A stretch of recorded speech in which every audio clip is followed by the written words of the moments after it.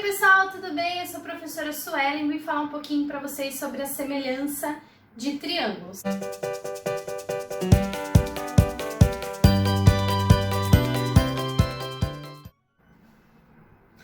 Pessoal, para haver semelhança de triângulos, né? Não é porque tem três lados que os triângulos são semelhantes, né? Precisa haver duas condições essenciais. Essas condições são que os lados são proporcionais, ou seja, os lados correspondentes quando os triângulos estão na mesma posição têm que ter a mesma razão de proporcionalidade. Então eu trouxe dois triângulos aqui para vocês. Fica claro pra gente essa condição, ó. Do triângulo maior para o menor, ele tá caindo pela metade os lados, ó. 10 para 5, 6 para 3, 8 para 4. Então, a razão de semelhança aqui seria 2. Como que eu monto isso? Toda razão é uma fração. Então, eu monto, ó. 10 está para 5, assim como 6 está para 3, assim como 8 está para 4. Se eu fizer todas essas divisões, porque toda fração é uma divisão, eu vou obter razão 2. Agora, a gente fez essa razão de semelhança do maior para o menor. E se eu fizesse o contrário, do menor para o maior, eu também vou obter a mesma razão. Não é a mesma que essa que eu obtive entre o maior e o menor. Mas também nós teremos o mesmo valor para todos os lados. Se eu fizesse 5 para 10, 3 para 6 e 4 para 8. Se eu simplificar essas frações, eu vou obter razão meio, tá?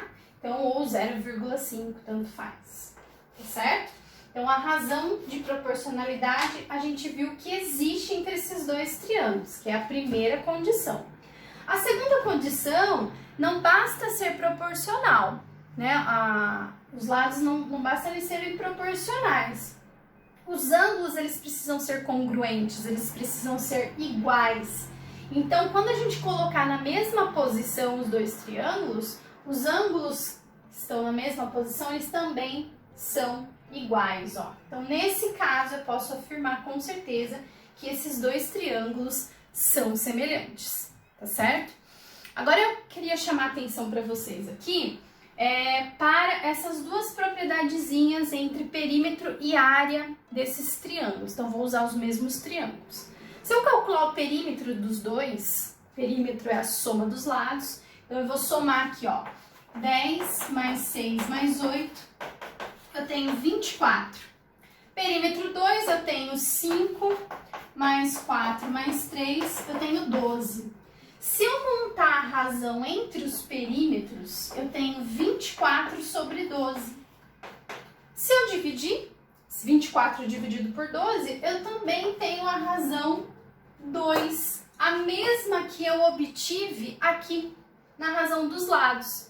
Então, eu tenho a razão dos lados 2, razão do perímetro também 2. Primeira propriedade, a razão entre os lados é igual à razão entre os perímetros. Ou vice-versa, a razão entre os perímetros é a mesma, é igual à razão entre os lados. Isso, fechou. E entre as áreas, será que acontece a mesma coisa? Ó, vamos calcular a área de triângulo. Base vezes altura dividido por 2. 8 vezes 6, 48. Dividido por 2, 24 também. 4 vezes 3 dá 12, dividido por 2 dá 6. Como ficaria a razão entre as áreas?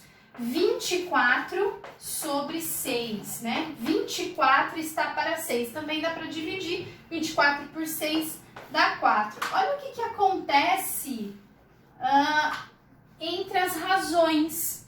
Eu vou falar que vai dobrar? Não. Aqui nesse caso, as razões é ao quadrado.